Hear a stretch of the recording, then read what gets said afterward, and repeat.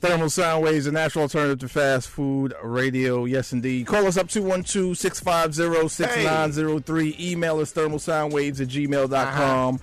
Yes, that's what it is. We got a guest on the line right about now. We're going to get right to him. Don't want to waste any more time. Waste no time. While we still got him. You know what I'm saying? Shot-town. Mr. Noonie G. What's happening with you, sir?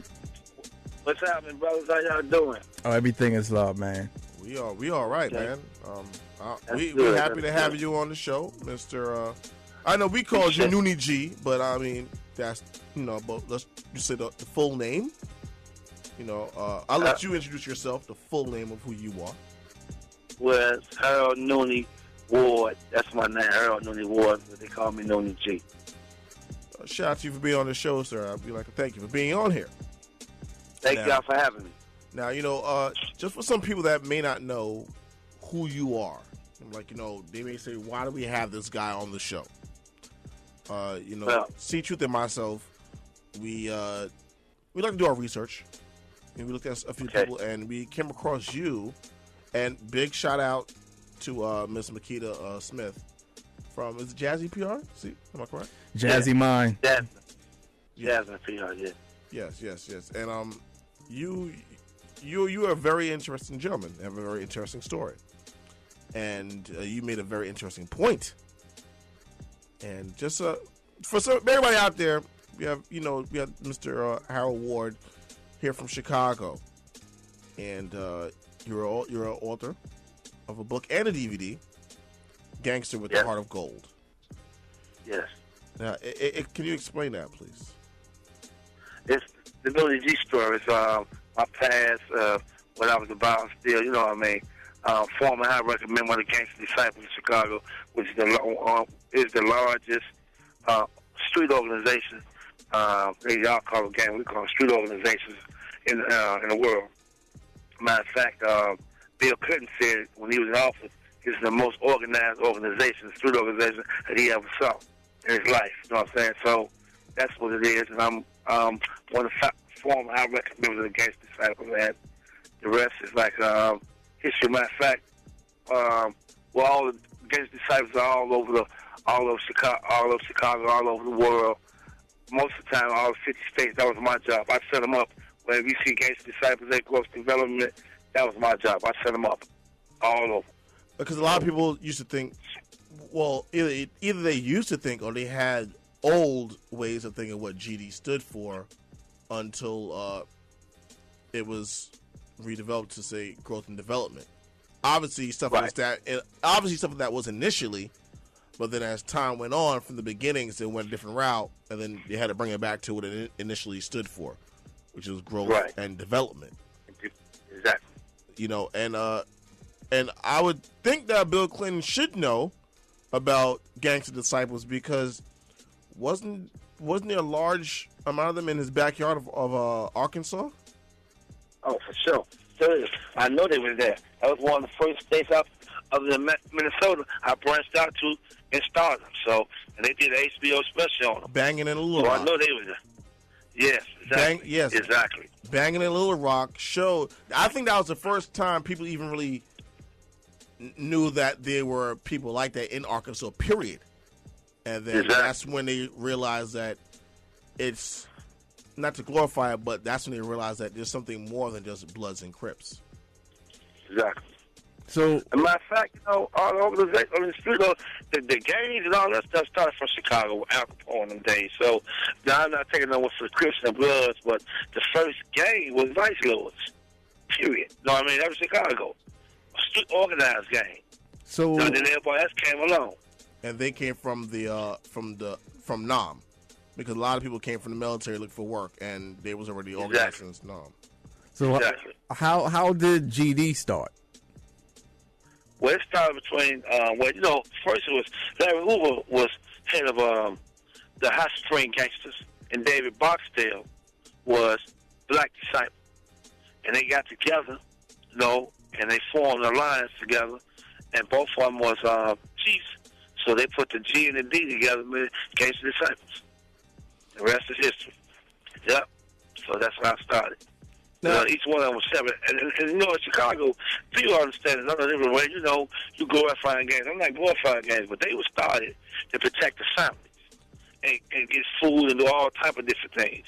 It wasn't until someone out later on, when the powers that be dropped them drugs and everything else, and the Conquer Divine and Cornport Tail and everything else, that's when it started getting out of hand. Now, was that around the same time that crack started coming in like the mid-'80s?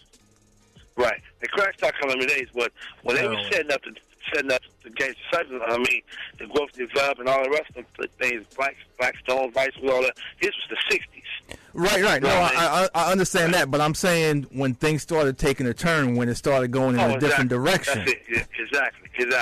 That's when they dropped that crack cocaine. Exactly. You're right. That's when they dropped the crack cocaine there. Now, that was it. I have to. I the last time I was there, I was trying to look for it and I couldn't find it. And I know, even though you are a Gangster Disciple, and this came from the Black P Stones, but I always had a respect for Chicago because even though they called you guys gangs, I remember seeing that you guys were the first to say, or at least in the last couple of generations, the first to say, let's make our own schools. And you guys would actually put kids in your own schools.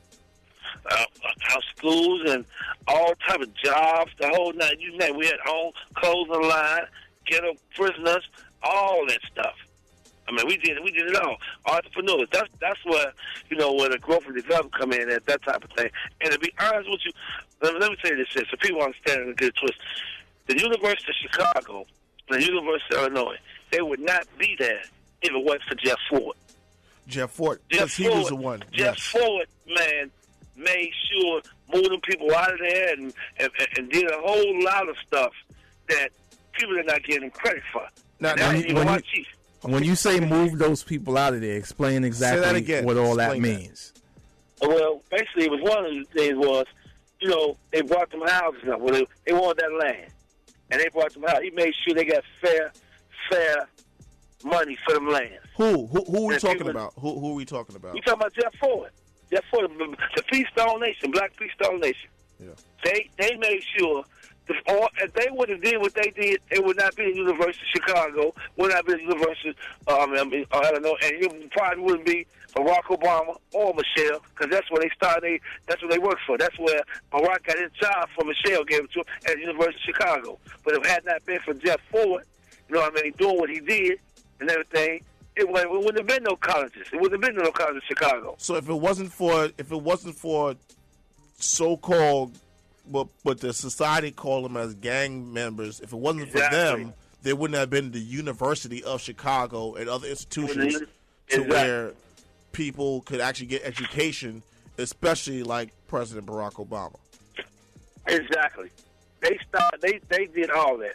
You know, and that's why we try to tell people. You don't understand. Don't nothing go on that the streets ain't involved in. From the White House all the way to the streets. I don't care what project they got going on. The streets get it first. They get it first. Anybody do their homework, I challenge them to do their homework. If you believe, and I will give you some for example. When you watch Scandal, the movie Scandal, different things, you see what I'm talking about.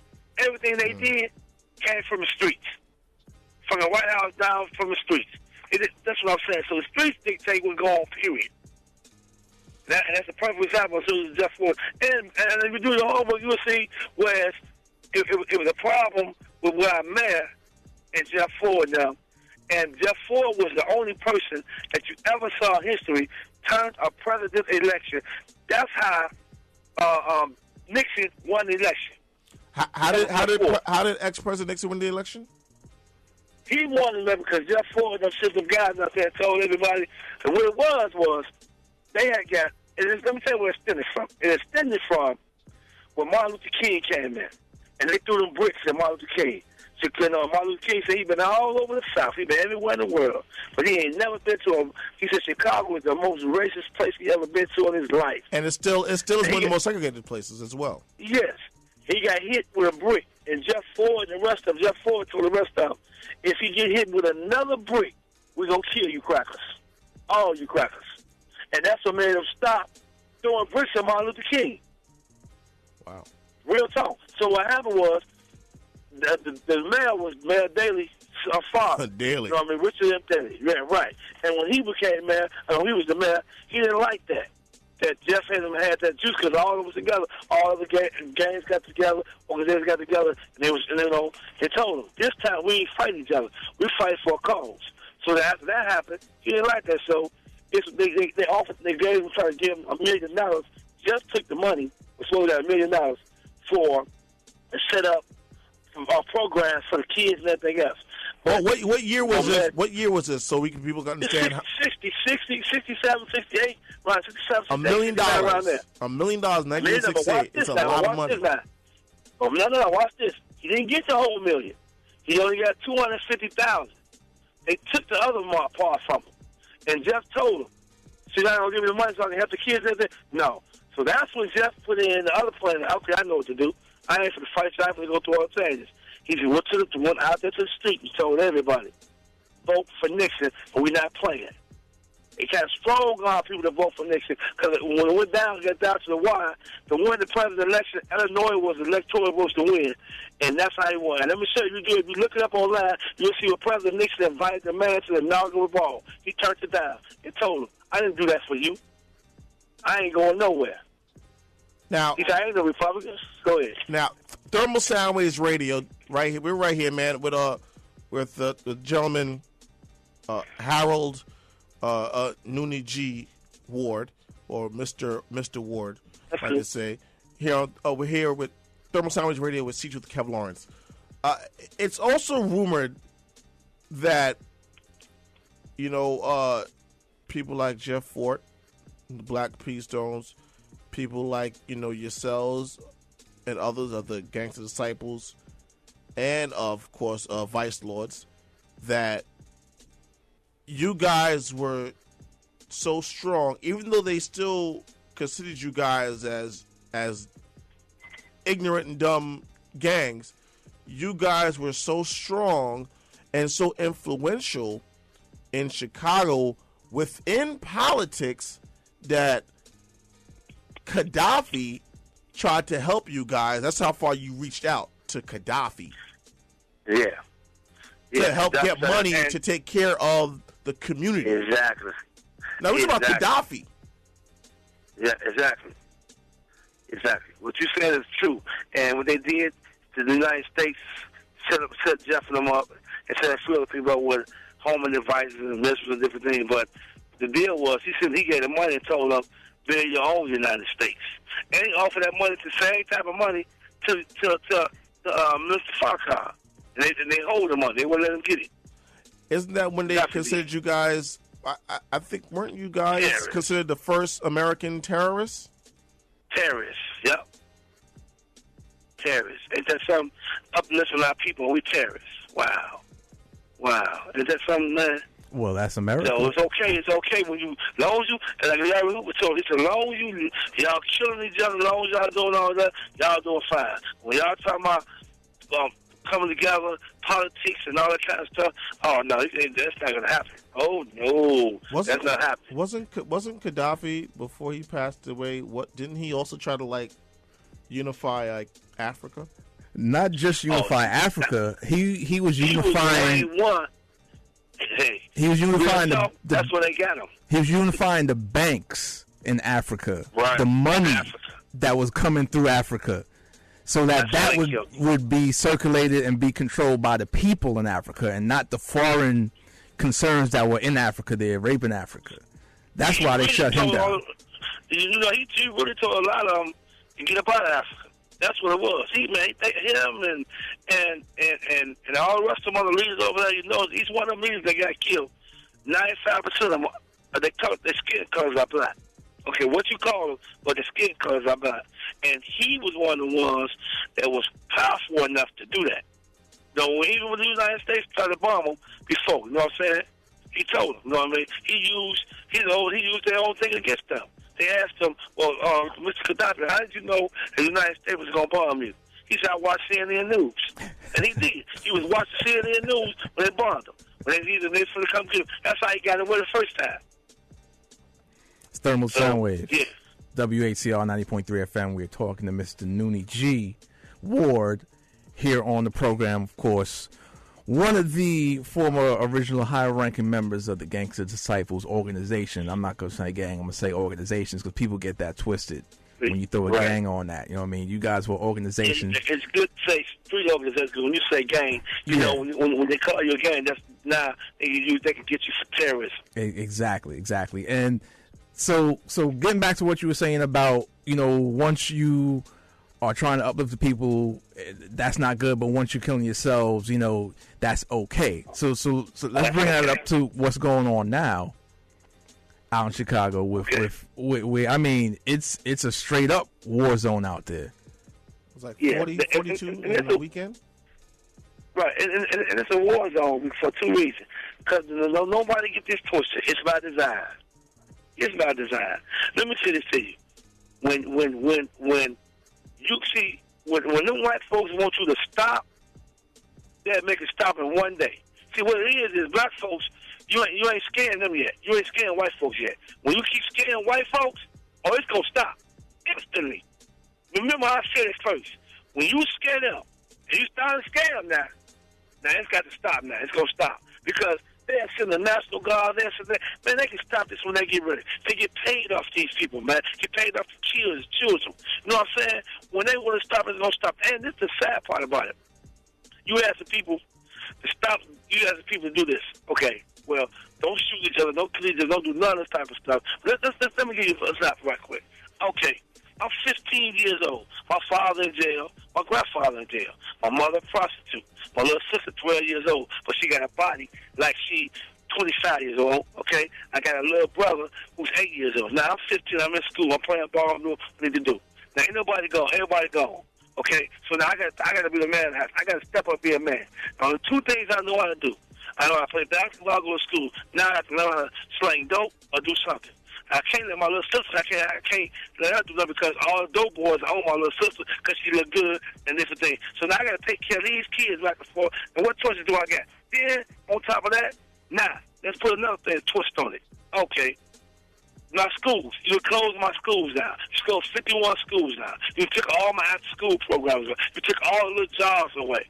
And you want me to be focused and want me to stop shooting, killing? It's not designed. You telling me. You giving me an open thing to do whatever I want to do. Because for the city, you already know. It takes 18,000, maybe 20,000. 20,000. Okay, let's do this right here. Take 20,000 to educate me so I don't have to do nothing wrong. But it takes 40,000 to feed me in jail. And we talking about balance the budget. I ain't no genius. But 20 and 40 can balance the budget all day long. Cut down the killing, cut down everything else. But that ain't what you want because you get money off these kids and you use the money not for stop the violence or not to help different things. You use it for your other programs. The kids never see that. No, they never see none of that. And then my thing is this. How come every time y'all get ready to cut the budget, I tell y'all get some, it's always black and brown people? I don't understand that. We done been cut so much, we don't even bleed no more. Blood don't come out no more. Wow. Well, you know, I mean, it's, you know, when you first, I remember you used to always talk about how the cops would tell you what you're doing in a certain area, like you're out of your mind. Literally. No, I was over there and told me personally. I actually fell in love with Chicago because it looks exactly like where I'm from. It looks just like New York. The high trains, that is me right there. That's me. Right. And I didn't, it's still bad for me. How the hell Puerto Ricans are over there? Like, what made you go from Puerto Rico to there? You're supposed to stop in New York first. That's another story. That's a funny story. But it was like, I didn't know how, like, just the mixture, like, they're not allowing people to move around. And, you know, I didn't, it took me a while to understand that and realize that. I'm like, oh, wow. Sometimes people look at you like you shouldn't be in this area. And I'm like, are you for real? I mean, I know we can get a little bit here and there. Yeah. You get it here and there in other places, but they really mean that. Yeah, man. Noonie G, I experienced it personally. Like, I was in Chicago in an area where it was like Latinos, and the cops was like, what you doing over here? Exactly. Police was telling me that. Like, what you doing over here? I thought I was like, straight. What? I come from that, but it's just even we get that, like, man, why is you up here up in the area? I tell them, is it against the law to be up here? No, okay, then now you move in. You smart, man. I'm past smart. You ain't gonna talk to me and tell me what I'm doing up here. What you doing up here? How come you ain't in the projects where they doing the real killing? You walking around back and forth with your partner. Look here, man. I ain't pushing nothing. You can't put me nowhere I ain't never been before. Put me somewhere I ain't never been. That's all I want you to do. I've been in the joint, been in jail, all that. Okay.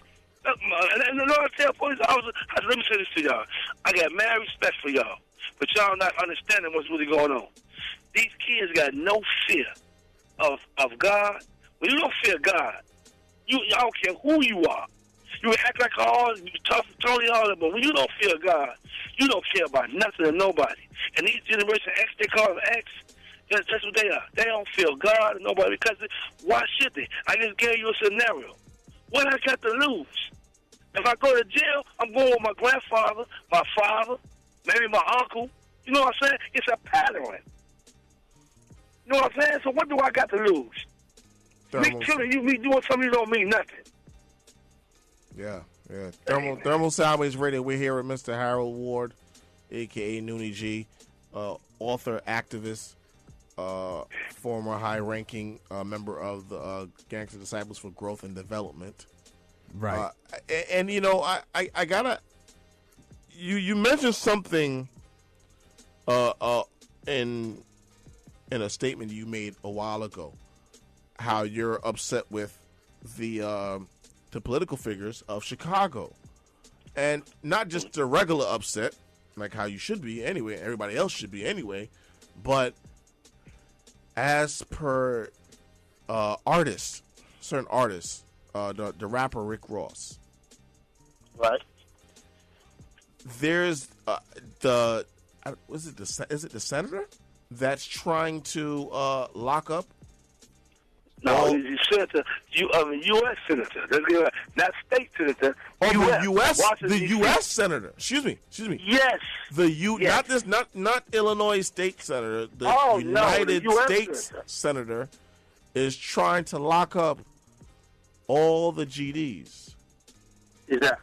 Now, why would you lock up all the GDs? Why don't you just say lock up people that are not, are horrible people? I guess. Why? Right. What does this all mean?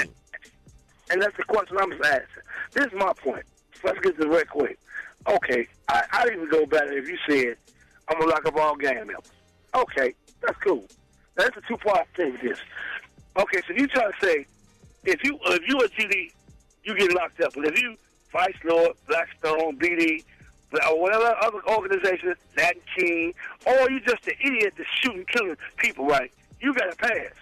But if your title, if you under GD, you going to jail. And guess what? He want $30 million for it. A budget. $30 million. Not from Illinois, but from the U.S. Right. From the U.S., he wants $30 million, right. He want all people coming together and help out the police chief and all that. The police chief told him, not going to happen. You can forget that one, okay? I don't want to be involved in it. He told him. Just like that. Now, let me give you an example of this. This is where the plot gets thicker a little bit at. Now, you're the U.S. senator. First of all, you come out, you just had a stroke. You had a major stroke and everything else. Who's the senator again? What's the senator's name? Kirk. Senator Kirk. Right. Now, you had a stroke. That's the guy, I know you saw when he walked up the stairs. He just, everybody was standing up there. All the U.S. senators, everybody was helping him go up the stairs. He walked up the stairs. Make a long story short.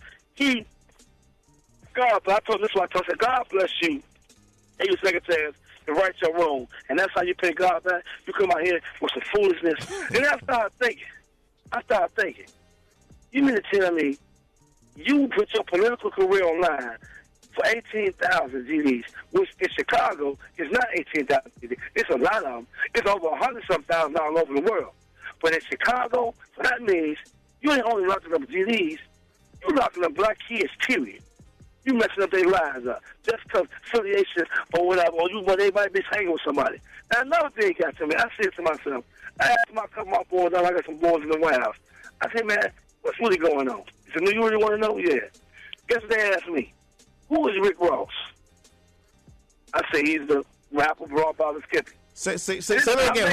Hold on, Mr. Wood. Say that again so people can understand. Couple of my buddies asked me in the White House, right? I asked him to tell me what the real deal. I said, what has he got this assassinated and locking up all GDs, man? He said, no. Who is Rick Ross? These are white boys. Who is Rick Ross? And I told him who Rick Ross was, right? I said, hold on, man. You better not tell me.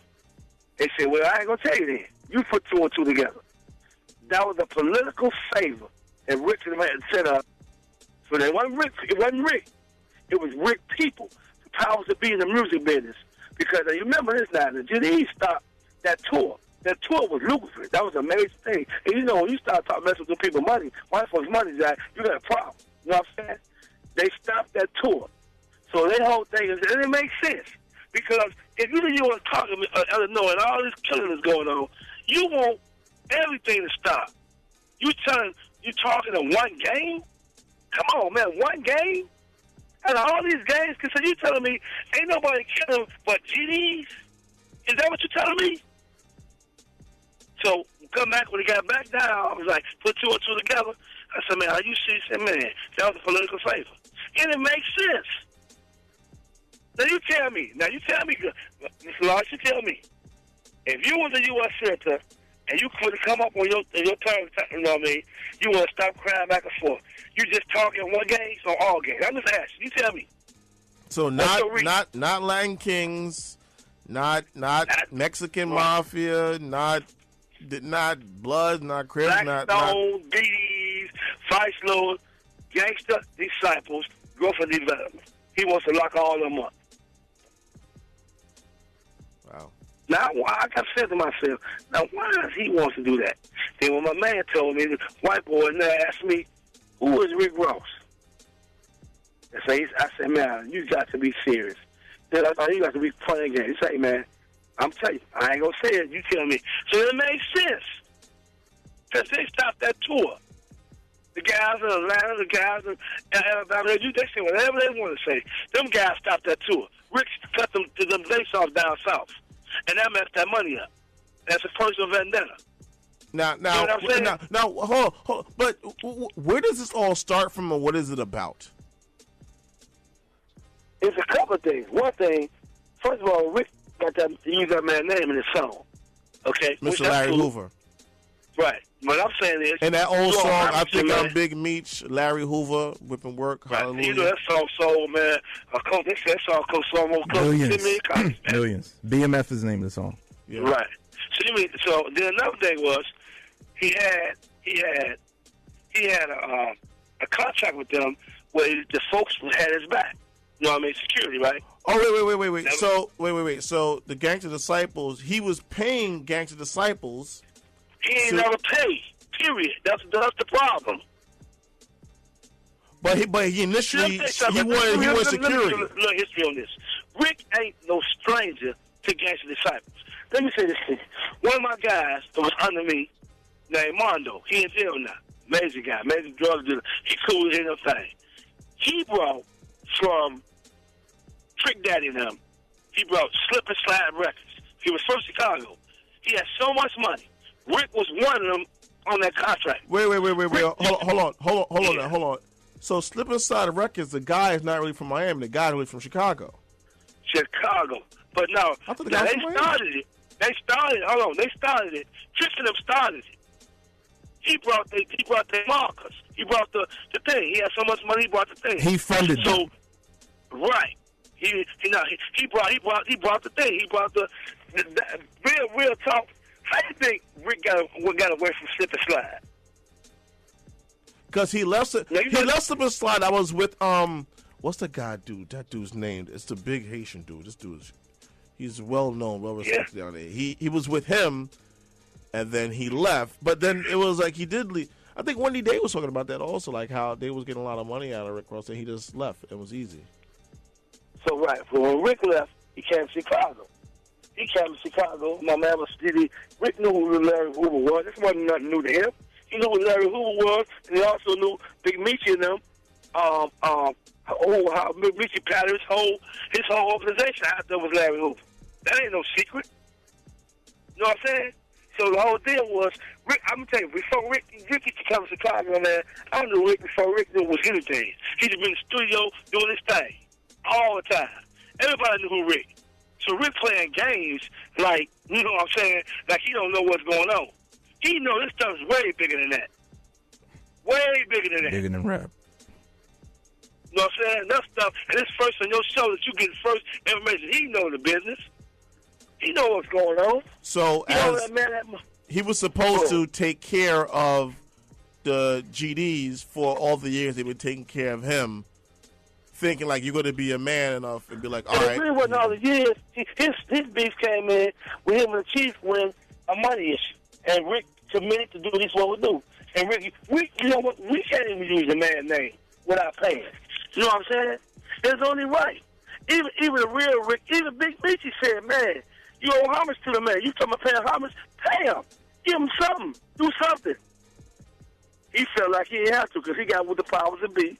All the other powers that be told him this is what's going on. You know, other powers that be to them with the feds and everything, yeah, and that's what that is. And that thing was considered the church. That was a Fed move. So the people, a personal favor. So the people at the labels and the record companies and all that was telling Ross, listen, you ain't gotta pay these people. You ain't gotta give nothing to Hoover and all of them. Like, but people don't remember this now. Rick worth $100 million. When we get that Maybach thing, right. 150, 120 million. When they get through talking. You know what I'm saying? Right, okay. Rick worth at least 150, 150 million. So when you get through talking, that's a lot of bread, Jack. Right. You be messing with. Right. And what about I know a lot of people been asking JoJo, the guy he's from your part of town also. JoJo Capone? JoJo Capone. A lot of people been asking him. I know he's like been staying out of it, but it's to the point where it seems like he's saying like, you know, Rick Ross is going to have to pay sooner or later, or else a lot of the tours are going to stop. And all of a sudden, that's when all these videos started appearing. Like, listen, you can't eat down here.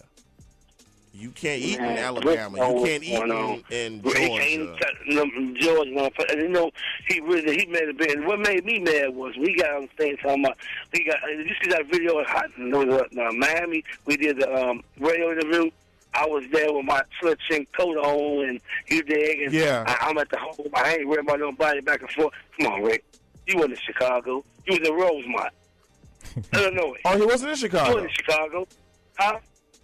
I thought he was in Chicago. No, Rosemont, Illinois. That's a suburb way out there where lily white folks at. He wasn't in Chicago. He was a dude. I don't even want to go there because it's a radio show. I know people listen to it. Take my word. Look it up. He was at Rosemont. He was at the All-State. He was out of Chicago. He was almost an hour 45 away from Chicago. I'm telling you. Just look it up on the message. You ain't got to take my word for it. Look it up. Google it. You know what stuff I'm talking about when he was at. I was at Chicago. No, you wasn't. Because you'd have been in areas where they be having shows at, and plus you wouldn't have did all that. And plus you had so much security on the stage and so much security beside, and you was so scared. How scared they was. All that little talking he talking about, man, when they got there back and forth, man, Rick put everybody out backstage. But all that old tough Tony talking, right? All that old tough Tony talking. And let me tell you something else. When old boy came there, what's his name, Meek Mills and him, mm-hmm. I was one told Meek Mills and them, hey, bro, this ain't a good idea for you right now. You know what I mean? I told him, right now, hey, Mick, call my boy, which my boy was Lou Jones, the guard to play for the Philly 76. That's his best friend. Say, Lou, don't let Mick come in, man. Because if he thinking people playing a game after what Rick just did, man, talking about ain't nobody this, ain't nobody that, man, that's what I'm trying to tell you, man. It be like, man, I don't know what it is. The chief ain't never said nothing about do this and do all that. People take it up in their minds and really go out and do what he wants done. But he don't never say that. You know what I'm saying? Right. So you know what I'm saying? So, right. A lot of this could have been taken care of if, other than taking care of Mr. Hoover, but helping out with organizations with feeding the kids. Yeah. And take care of it. All you gotta do is take care of it. And it's the sad part about it, man. I can see if you never been to Chicago, you never hung out in Chicago, my man used to look out for you, give you tons of money and different things before you went to jail. Come on, man. Stop it, Rick. That's how you knew about the GDs. And you ain't no stranger. What does the... Because I know people was saying that your symbol looks familiar with something else. Your symbol looks like the same symbol for the Hebrew symbol. What is it? It's Star David. Star David. Oh, it is a Star of David. Right. Remember I told you David Barksdale? Yes. Yeah. That's what it comes from. His name was David, and that's what's his symbol. David Barksdale. That's how it came. Right. The Star of David Barksdale. That's right. Exactly. Because his name was David. Is there any religion connected with that, like Hebrewism? With that as well, or no? It means, you know what I mean, life, loyalty, and all that kind of stuff. You know what I mean? But a lot of guys just hooked up, man, into it. I'm a Christian. A lot of guys are Muslims, Christians, everything. You know what I'm saying? But that star don't mean that. You know what I'm saying? That star means that's what it is. You know what I'm saying? For guys, you know what I mean? Or street organization. To us. To them. You know what I mean? To Jews, it means the Jewish star. You know what I'm saying? But for that, and if you look, you'll see a lot of organizations took different things. And like the Blackstones, they are on the sides. Vice Lords, they are on the side. 5 points. That's the Muslim things, right? Yes. The BDs, the GDs, under the 6, which is the Star of David. And the other people. So let me ask this: when people, and it is what it is. I'm saying it. Thermal Soundwaves Radio. I'm gonna say it. When you have Bloods on the East Coast and the South, I'm not too sure if they do it on the West. I don't think they do this on the West. But Bloods on the East Coast and the South, when they say they rep that 5, is that a Muslim thing? Yeah, you know who started the Bloods? That was the gentleman. He actually came from Chicago, didn't he? T. Rogers. Yes, Mr. T. Rogers. You know who his chief was? His chief was Jeff Ford. He tell you all the time who his chief is. He don't be no bones about it. Jeff Ford was his chief. Yes, yeah. You know what people don't know? They don't know Suge Knight was born in Chicago, going to Chicago, and moved when he was like 11 or 12 to get away from the game. He went straight to what's now. People don't know that. Wait, say that again? Suge Knight. He went to school all the way till 11, 12 years. His mama got him out of there, out of Chicago, you know what I'm saying? Because he wanted to get away from the games. He went to school on 83rd and Blackstone. When I did my concert, my tour with Dr. Dre and all of them, I was the first one that did the tour with when Dr. Dre came in town. And Dr. Dre, that's when Snoop was just had that one part, it ain't nothing with a G thing and all that. Yes. I took me, Dr. Dre, and Suge Knight. That's how we so cool. We took him around Chicago. Suge knew exactly where to go, what to do, how to do. So I take him over 83rd Street, man. Took him over 83rd Street. I said, what's this? He said, man, here's my house right here. It's the school I went to. He named his lady's name. His teacher's name was our babysitter. He said, my mom got me out here, man. We took me to L.A. She knew that was going to happen there. She did better leave me in Chicago. And that's when... That's Suge Knight, he'll tell you. Yeah, and that's when he also left, went to college. And he also played for the Rams, I believe, right? Yeah, he was a bad boy. Football. Yeah, he was a great football player. Very good, I heard. Yeah. So, so what's your book, man? You know, we speak about the whole Rick Ross situation. We spoke about how great, it still baffles me how you talk about how, the school systems and how you guys, the P. Stones, like Jeff Ford, and everybody else, just because I only say one name don't mean that we respect everybody that was moving with the organization, not gang, organization. With all this, what is next for you? What is it that you're doing now? Right now, I'm writing a book. I'm writing another book. Been one of the guys from the White House that's called, we almost finished with it. It's called Gangster Politics. man, when this book here, hey, man, I'm going to be on y'all show. Everybody, I'm going to be on everybody's named mama. This book right here is going to throw you off, man. It's going to throw you off. And also, I got an upcoming, I'm featuring, I don't know, man. Don't ask me how I got this. I don't know. Blessing God. Bloomberg magazine and Newsweek magazine in August edition. You know what I mean? I'm featuring in the magazine about street violence. And that magazine there, now I got to take my hat off to Mr. Bloomberg, though, man, because I asked him people what's the reason for this. They say, man, the man about peace, and the man said, I'm going to be the first one, see if he can take it to another level. Because, you know, that magazine got all billionaires and everything in it. I was surprised. Let me tell you something about Mayor Mike Bloomberg. Mayor Mike Bloomberg of New York City is the businessman first. That's what he was before anything. Mayor Mike Bloomberg is the vice president of the United States of America. He probably has more pull than Joe Biden. Probably than President Biden. Bloomberg, if all communications and all that stuff, that's him. Even if he's not in office, he's in office. So congratulations for you for being in that publication, your book you have coming out, and all that. Say one more time the name of the book coming out. Gangster Politics. And the book I got out right now is called "The Gangster with All the Gold," the Noonie G story. It's about my life, you know what I mean, and everything about different things about the streets, and it's a hell of a book, man. Everybody, I got to take my hat out to Arnie Duncan, with the Secretary of Education, right? He's from Chicago. He's setting up where he want every school to get it because it's lesson learned in there. It's about all type of them. You see it, man, it's over like 100-some pages, man. But it's easy to read, but when you get it, man, you get it. You understand what it's about. Is that woman still in office? What's her name? She always with the big hats. Maxine Waters? Oh, no. Not Maxine Waters. It's the other woman. You're talking about Tillman, Dorothy Tillman. And I think that Gator tried to do something there, and I think she shut him down on TV. She shut him down. She in front of another gentleman. I hear that she's very, even though she wears the big hats like the church lady, I hear she's very, very strategic. Oh yeah, she good. Matter of fact, she opened up the Earl Washington Culture Center, and they still try to take it from her. She ain't going for it. And that Culture Center, maybe 1,500 people, but it's off the chain though, man. It's off the chain. Everybody and their mama's been there. Everybody go there. You know what I mean?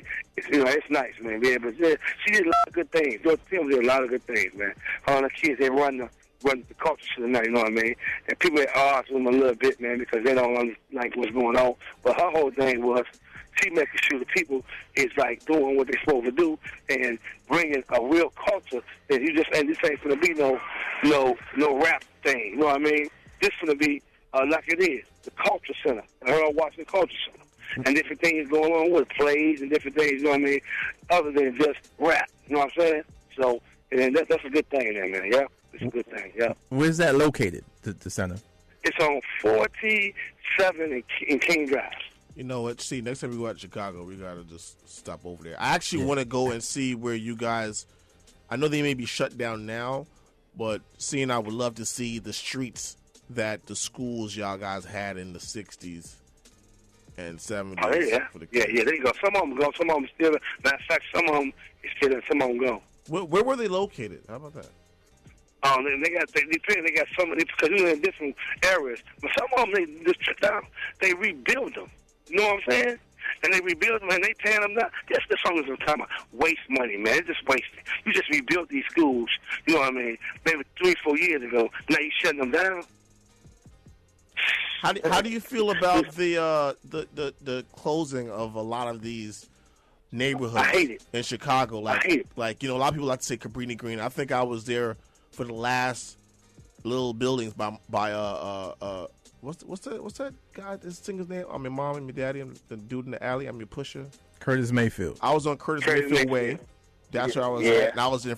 I went in the project. It looked like District 9. It looked crazy. It just stadium lights and all that, but I was there. I think that was like the last couple of buildings before they actually tear out the whole neighborhood that was Cabrini Green. Right. How do you feel about that, especially when you're taking a couple of those people that were into gang life and relocating them next door to their rivals? See, and that's the part I'm talking about. That's the crazy part. These people, it's called, they call it project, everything. That's what they call it. We was project, and we didn't turn out to a project how they want us to be. The project, how you say, we beat the teacher. You know what I mean? And that's the sad part about it. They keep trying to put us in different areas, and we keep on, whatever you do to us, we keep coming up. We keep on, because we that type of people. You know what I'm saying? Whatever adversity that you give us, we come up. We do our thing with it. And this thing is, when them schools and them other people, places they move them up, they knew what they was doing. See, all this stuff is about money and design. You know what I'm saying? When they keep thinking, like, well, okay, we're south side of projects, that's good land. Remember this, too, now. Ain't no tornadoes or nothing coming through that. They try to get away from us. And that's still we cool. But wherever they move, they go to tornado. They don't understand they curse. They don't get that far. So wherever you move, if you move us out and move us to your nice neighborhood and you come back in here, the tornado gonna come in here. Because you curse. So, I mean, and then on top of that, you got people banging and shooting each other that been at each other for years, and all of a sudden you're going to put them in the same area each other. They're next door neighbor. Right. So you telling them you want them to kill each other. You telling them that's what you want them to do. And that's the part that makes me mad, because they know what they're doing. You know what I mean? And then I saw every black person and every Miss Black leader, I ain't even say black leaders, Miss Black leaders, should have got together, took to the street and said enough is enough. Enough is enough. Everybody. Man, you closing down schools. Man, you know how many kids, bro? I'm going to explain this to you. When August get here, I'll tell you again. We can talk again in September, and we'll talk again in September or October. Watch how many murders it be. And if there don't be so many murders, watch how many kids drop out of school and was doing good, because they feel their life. Now, I got a choice between go to school, get my education, or my life. Go to school, education. I think I'll take my life. You know what I mean? Because if I go over here, I've been shooting this dude for a long time, or I haven't even been shooting at him. My friends have. Or people just, I know, been shooting at him. Or just me just being in the area. You know what I mean? They want me to go to school with these guys who I know is going to get me. Because we've been fighting every day, shooting each other. So what could be done? What do you feel could be done to help out with the violence in Chicago? Because there's a lot of young lives that are really young and not so young lives. It's just lives, period, that are dying. Entire generations out there. Done. Man, big time, man. But the first thing is, you got to give them something to do. You got to get on their level. You got to say, okay, here, these are schools. We need more schools. We need more after-school programs. We got to keep giving them something to do as long as they keep their mind occupied. If you kept me occupied, I don't got time to be on no foolishness. You know what I'm saying? And we got to educate them to the point about life, about what the good and the bad, about long longevity. And let's tell them, man, your life expectancy is 15. Come on, man. 15? 15 years, so you got to teach them, man, enjoy life. Okay, then you also got to give them jobs. Okay, you want me to stop selling drugs, stop doing this. I ain't got to get no job for $25 an hour. I would like that. But at least give me something to take care of my family. At least give me a $15 an hour job. All these top corporations that's getting this money out of these people, right? All of them ought to get together and put jobs together just for the youth. All over the country. If you put jobs just for the youth, I mean, like never before, you'll cut down a lot of different things. Because a lot of people don't want to sell drugs or gang bang. They don't got no choice, bro. No choice. They don't got no choice. Right. All I'm saying is give them a chance. Make the scales balanced for one time. Just make the scales balanced.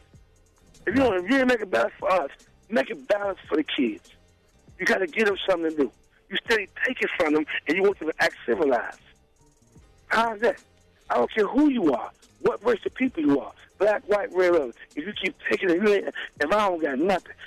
My man said, Billy Preston said, nothing for nothing leaves nothing. You got to have something. You want to be with me. So if you're taking away everything and I don't got nothing, what you think I'm going to act? How I'm going to act? How should I act? What should I do? Absolutely. I just want to know, what should I do? No, you're absolutely right. Absolutely right. And it's going to have to come from organizations that, have some of that power, is already doing some things or have those links, because the powers that be, it's beneficial for them to have it the way it is. So they're not going to try and change that. Right. Do you feel people like Rick Ross, the rapper, could actually help be a catalyst to help get things going? Most definitely. What do you think he could do? Rick could get jobs up. You mean to tell me that $100 million worth of money, jobs? And they don't got to be rapping jobs or what's going to be jobs. People want jobs, money, little kids, projects. You know what I mean? Different things help them out. You know what I'm saying? Well, he has a rapper out now, right? He has a rapper out now, Rocky Fresh. That's from Cali. No, but he's saying more than just the rap stuff, like just regular jobs. Right, but this one, my point is this. This is what I be trying to tell people. Okay, that's cool, but everybody can't rap. Everybody can't be an NBA. Everybody can't be a doctor. But everybody can do different other things. And my thing is this: give them a chance. It ain't just Rick. It ain't Rick. You know what I mean? Rick cool. I'll call everybody out, and I'll call my boys and from Common to Kanye and everybody else. Let me tell you, the only person who actually really doing something. Okay, the rest of them got different things that they doing, like different organizations. But like Tupac said, the money that you give, you stop at the middle class. Them ain't the one who need it. It's the people in the hood need it. You know what I'm saying? And remember this: the people in the middle class ain't doing the shooting. It's the people in the hood doing the shooting, who ain't got nothing to do. So I'm telling everybody else, the only person that really doing something is Wayne Wade. He always been like that. D. Wade always been like that. When he saw stuff on BT, man, we been knew that. He always been that. Terry Cummings back then today, ain't nobody else looking out doing nothing like they supposed to. They just talking, but they ain't doing nothing. So Derek Wade is one of the only peoples out of entertainment that really comes back and Dwayne Wade, right? Excuse me, Dwayne Wade. Excuse me. Plays for champion Derek Miami Rose Heat. ain't doing the damn thing. I'm sorry. It's him and his sister that has the organization out there in Chicago, right? His sister.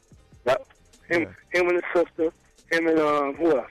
Him and his brother, his mother, all that. You know what I'm saying? Yeah. Dwayne been like that for years, man. It ain't like he's just doing that. He's been doing that. So it's not a publicity stunt with him. No, I'm telling you, because I be one of the first ones to tell you, man, he on bullshit. Never. Dwayne never give you, and he would give anybody anything he got, G, because he know where it came from, where he come from. He ain't had no problem saying when he talked about his mom and father was on drugs. He was right. He was right. How about people like your guy? How about Kanye West and Common and everybody else? Man, they got an organization, but they don't run the organization, and the organization only goes so far. It's not hitting the hood. It's not hitting the hood. It's not hitting the hood. It's not. Well, I just want to make sure we say that. I just want to make sure that we're clear on our side.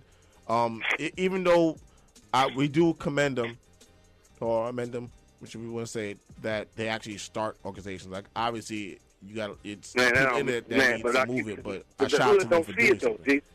It don't matter. If no disrespect, the people that get their stuff don't need it. Why would rich white kids or rich black kids get it? What do they need for? They got money already. So I can't commend them. I'm sorry. I mean, I'm no disrespect to nobody else. I can't. And you come from the hood, and you be talking about the hood, and you been around the hood. Come on, man. I ain't going for that. But don't Kanye West take pictures with you? That's my man. I mean, he cool. But Kanye or something totally different. I mean, he don't, you know what I mean? Now, let me tell you something. Kanye will be like Dwayne. He just got a lot of stuff going on. It's a difference from Common. Man, Common coming this level, man. Common, God, that's bullshit. That's a front. And he don't let them, I'm telling you, I don't care who they is. I'll tell it. It don't matter to me. I don't care who it is. Because you know why? It's about these kids. They died. They dying. And I don't give a fuck about your feelings. I don't care about your feelings. Easy. We on air. We on air. I'm sorry. No, that's cool. I know it's emotional time. It's emotional time, so, you know. Right. And I'm sorry. I apologize. I don't care about your feelings when kids are dying every day. When you just asked me about the weekend. Over the weekend, it was 76 shot, 15 dead. I don't care about your feelings, man. That's one weekend. One weekend. And let's go back and say last year, over close to 600 people, we broke a record. You think I care about how you feel? Come on, man. I'm sorry, bro. I apologize again. I just get emotional again, maybe because they got it, man. They can do something, man. This thing lame, man. They do something. And no, I mean, how does kids? Nothing. Okay. Nothing. They ain't doing nothing. Nothing. So R. Kelly, Common, and Kanye West ain't doing nothing. No. Jay doing a little. You know what I mean? But the rest of them, they ain't doing nothing. They organizations, man, go so far with the money. Even R. Kelly ain't even got an organization. He think he's way out because with that little situation with the kids, so he keep playing on that. Okay, bro, you can stop playing on that. You was acquitted of that. Now, come on, do something real with these kids. So I'm saying, that's his way out. Derrick Rose, he ain't doing nothing. Derrick Rose have a basketball camp every year. Who don't go to your basketball camp? The man ain't been to his basketball camp yet. He give away a lot of good stuff for Adidas. Only 500 kids get it. Okay? But what about the other stuff, man? During the school years. I give away over 10,000 book bags and school supplies on their Christmas toys every year. I do all this kind of stuff. I ain't got it like that. But my heart's in the right place. See, they figure it till they make it. And that's why we try to tell people, man. These kids, man, know what's what. And the life you save one day might be your home.